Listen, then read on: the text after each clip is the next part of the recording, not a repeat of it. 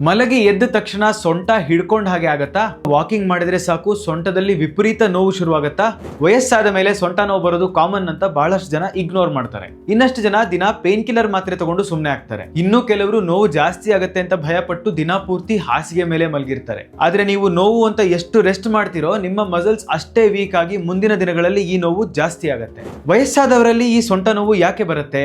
ಇದಕ್ಕೆ ಮುಖ್ಯ ಕಾರಣ ಸ್ಪಾಂಡಿಲೋಸಿಸ್. ಅಂದ್ರೆ ವಯಸ್ಸಾದಂತೆ ಬೆನ್ನುಗಳಲ್ಲಿರುವ ಮೂಳೆಗಳಲ್ಲಿ ಆಗುವಂತಹ ಸವೆತ ಮತ್ತು ಆಸ್ಟಿಯೋಪೋರೋಸಿಸ್. ಆಸ್ಟಿಯೋಪೋರೋಸಿಸ್ ಅಂದ್ರೆ ಕ್ಯಾಲ್ಸಿಯಂ ಕೊರತೆಯಿಂದ ಮೂಳೆಗಳು ಟೊಳ್ಳಾಗುವುದು. ಹಾಗಾದ್ರೆ ಇದನ್ನ ಕಂಟ್ರೋಲ್ ಮಾಡೋದು ಹೇಗೆ?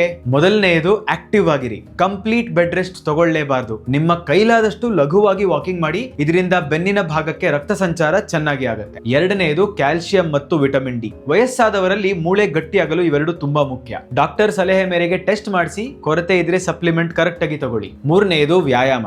ಫಿಸಿಯೋಥೆರಪಿಸ್ಟ್ ನ ಭೇಟಿಯಾಗಿ ಹೊಟ್ಟೆ ಮತ್ತು ಬೆನ್ನಿನ ಅಂದ್ರೆ ಕೋರ್ ಮಸಲ್ ಗಳ ಸಿಂಪಲ್ ಸ್ಟ್ರೆಂಥನಿಂಗ್ ಎಕ್ಸರ್ಸೈಸಸ್ ಗಳನ್ನ ಕಲಿತು ದಿನ ಮಾಡಿ. ನಾಲ್ಕನೆಯದು ಸರಿಯಾದ ಪೋಸ್ಚರ್. ಚೇರ್ ನ ಮೇಲೆ ಮತ್ತು ನೆಲದ ಮೇಲೆ ಕೂಡುವಾಗ ಪೋಸ್ಚರ್ ಬಗ್ಗೆ ಗಮನ ಇರಲಿ. ಸೊಂಟ ನೋವನ್ನ ವಯಸ್ಸಿನ ಪ್ರಾಬ್ಲಮ್ ಅಂತ ಸುಮ್ಮನೆ ಸಹಿಸಿಕೊಳ್ಬೇಡಿ. ಜೀವನ ಶೈಲಿ ಬದಲಾವಣೆಯಿಂದ ಇದನ್ನ ಆರಾಮಾಗಿ ಕಂಟ್ರೋಲ್ ಮಾಡಬಹುದು. ಇದೇ ರೀತಿ ಸಿಂಪಲ್ ಮತ್ತು ಕರೆಕ್ಟ್ ಮೆಡಿಕಲ್ ಇನ್ಫಾರ್ಮೇಶನ್ ಗಾಗಿ ನಿಮ್ಮ ಡಾಕ್ಟರ್ ಶ್ರೀಹರಿಯನ್ನ ಫಾಲೋ ಮಾಡಿ.